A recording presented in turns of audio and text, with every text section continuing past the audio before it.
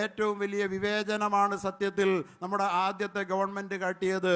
ആണിനെയും പെണ്ണിനെയും വേർതിരിച്ചിട്ട് പെണ്ണിന് സർക്കാർ വണ്ടികളിൽ കയറി യാത്ര ചെയ്യാൻ അനുവാദം കൊടുത്തത് വിവേചനമാണ്.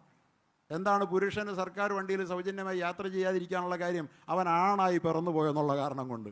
പെണ്ണിന് എന്തുകൊണ്ടാണ് സ്വാതന്ത്ര്യം കിട്ടി? അവൾ പെണ്ണായെന്നുള്ളതുകൊണ്ട്. പെണ്ണിന് പ്രത്യേക പരിഗണന. എന്നാൽ പെണ്ണിന് ചില പ്രത്യേക പരിഗണന കൊടുക്കണമെന്ന് മതത്തിൻ്റെ വക്താക്കളായ നമ്മൾ പറയുമ്പോൾ പറയും അങ്ങനെ ജെൻഡർ ഇക്വാലിറ്റിയാണ് ഞങ്ങളുടെ നയം, ആണും പെണ്ണും തുല്യവാ, പെണ്ണിന് പ്രത്യേക പരിഗണനയൊന്നുമില്ല, പെണ്ണിന് സ്വന്തം കാലിൽ നിൽക്കാൻ അറിയാമെന്നും പറയും. അങ്ങനെയാണ് പിന്നെ പെണ്ണിനത് കൊടുക്കാവോ? സത്യത്തിൽ KSRTC പണ്ടേ നട്ടത്തിലായ KSRTCയെ തകർക്കുന്ന ഒരു നടപടിയല്ലേ എന്ന് എൻ്റെ അഭിപ്രായമാണ് ഞാൻ പറയുന്നത്. രാഷ്ട്രീയ വിമർശനത്തിനപ്പുറത്ത് അതിന് മാനങ്ങളുണ്ട്. ഈ പെണ്ണുങ്ങളെ സന്തോഷിപ്പിക്കുക എന്നതിന് അല്ല.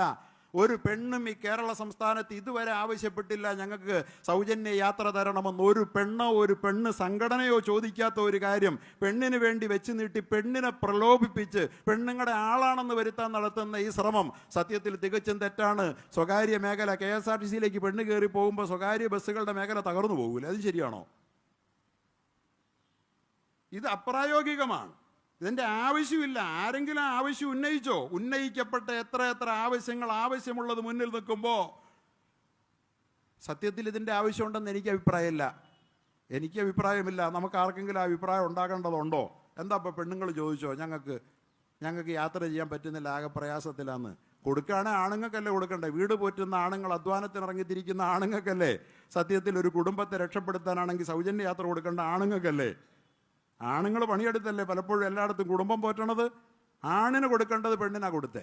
എനിക്ക് അക്കാര്യത്തിൽ വിയോജിപ്പാണുള്ളത്. ബാക്കി എല്ലാവരും ആഘോഷിക്കുകയാണ്. ആഘോഷിക്കുമ്പോഴും എൻ്റെ വിയോജിപ്പ് ഞാൻ പറയുകയാണ്. അതുകൊണ്ടാണ് ഞാൻ പറഞ്ഞത് തുടക്കം പൂർണ്ണമായിട്ടും ഗംഭീരമായിരുന്നു എന്ന് ചോദിച്ചാൽ എനിക്ക് വിയോജിപ്പുണ്ട്. പക്ഷേ ഉറക്കെ പറയട്ടെ, ഓപ്പറേഷൻ തൂഫാൻ എന്ന് പറയുന്ന ഈ മഹാ തുടക്കത്തെ 1000 നാവ് കൊണ്ട് ഞാൻ അഭിനന്ദിക്കുകയാണ്. ഇത്രയും മഹത്തായ ഒരു പ്രക്രിയ ഭരണകൂടത്തിൻ്റെ ഭാഗത്ത് നിന്ന് ഈ സംസ്ഥാനത്തെ ലഹരിയിലും പ്രണയക്കെടുതിയിലും മറ്റു പല ലഹരികളിലും മുക്കി കൊല്ലുന്നതിന് ഭരണകൂടം തന്നെ അറിയാതെ ഒന്നുമല്ലല്ലോ പിന്തുണ നൽകിക്കൊണ്ടിരുന്നിടത്ത് അതിനെതിരിൽ ഒരു യുദ്ധപ്രഖ്യാപനം നടത്തിക്കൊണ്ട് ഓപ്പറേഷൻ തൂഫാൻ എന്ന് പറയുന്ന പദ്ധതി പ്രഖ്യാപിച്ച ആഭ്യന്തരമന്ത്രിയെയും ഗവൺമെന്റിനെയും ആ ഒരു കാരണത്തിൻ്റെ പേരിൽ ഞാൻ അഭിനന്ദിക്കുക. മറ്റേതിലൂടെ എനിക്ക് വിയോജിപ്പാണ്.